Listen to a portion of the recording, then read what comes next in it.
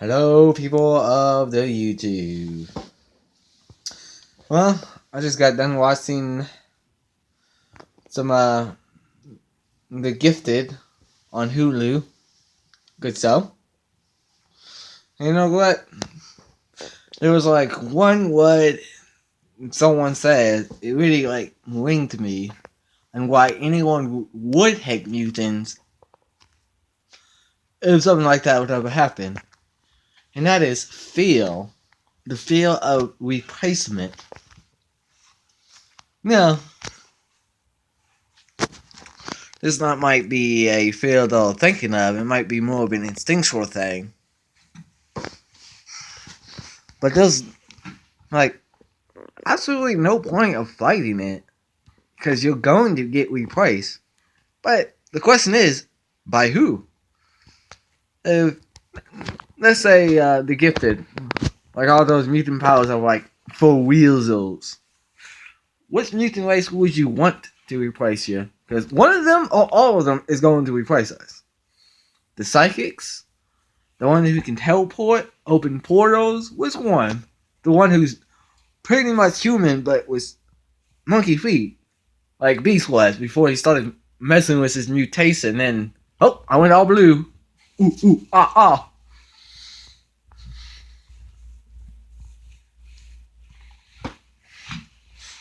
Now, there's two ways that replacement is going to happen. Number one is it's going to get harder and harder for the normal folks who don't have powers to find a mate because all the women, mutant and non-mutant, are going to want to mate with, well, the mutants. One, they good vitals. No one's going to mess with a mutant unless you're a mutant. And two, it already complains the job they have, but they could be making tons of money with their powers. Or perhaps using it as a weapon for the government, which I imagine they would get paid a lot of money too on that. So they'd be good for protection and good with money. Now the only normal folks who find a mate would be the super rich, who can make life for the mutants hell. Because it might be hell for the mutants, but it will still be getting harder and harder to find a mate who's going to want to mate with you. Especially when they get 18, when they're legal. Then they can make their own decisions. Oh, I only dated you because I was 17 and legally I couldn't date who I wanted. But now I'm 18, I can date this mutant. Yeah! So for the non-mutants, they probably have all the fun they can when they're in high school. Woo, high school fun! Yeah, pump and dump. Oh, high school's over. Oh man, now it's getting harder to find sex because the fucking the mutants. Those mutants, they took all women. Our women's.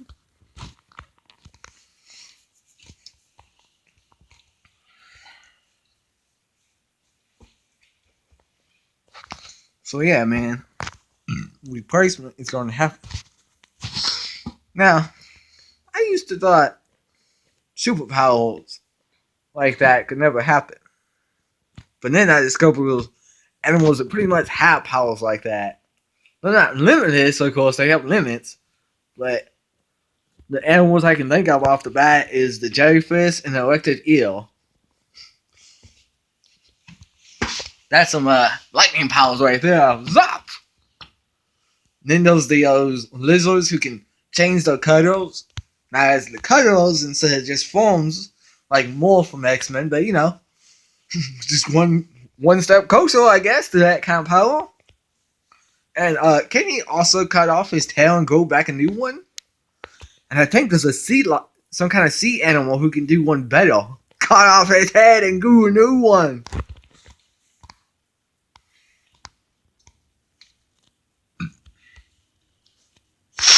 Now, the normal folks, I can understand why they would hate the idea of being replaced. But anyone who's a scientist would be like rejoicing in this idea because it's something new, something exciting.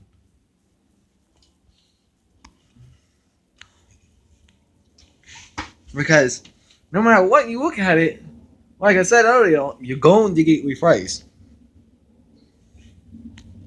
And if you don't get replaced, that means extinction.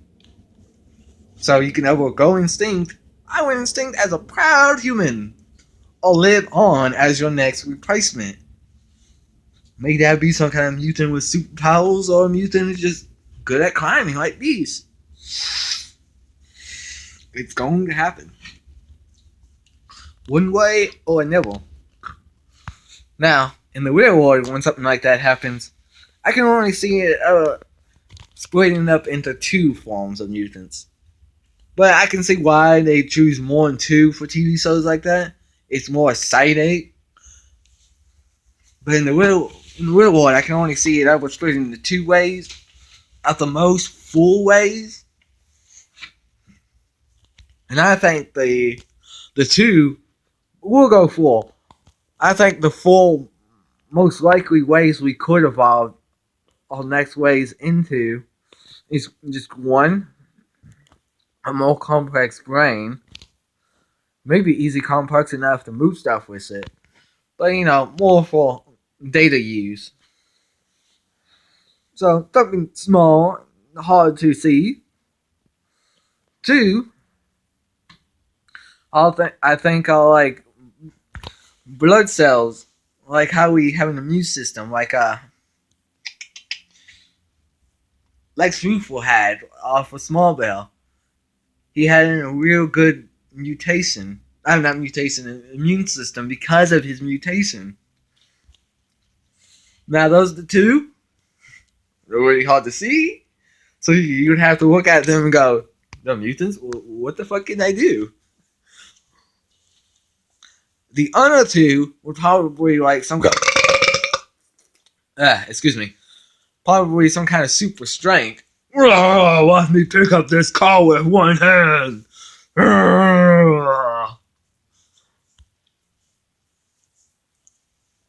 And the other one, I don't know, probably like more tougher skin.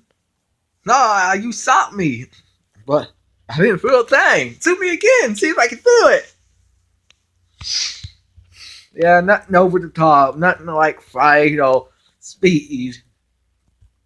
But speed might be a realistic one. But fright, I just can't see it. Unless we,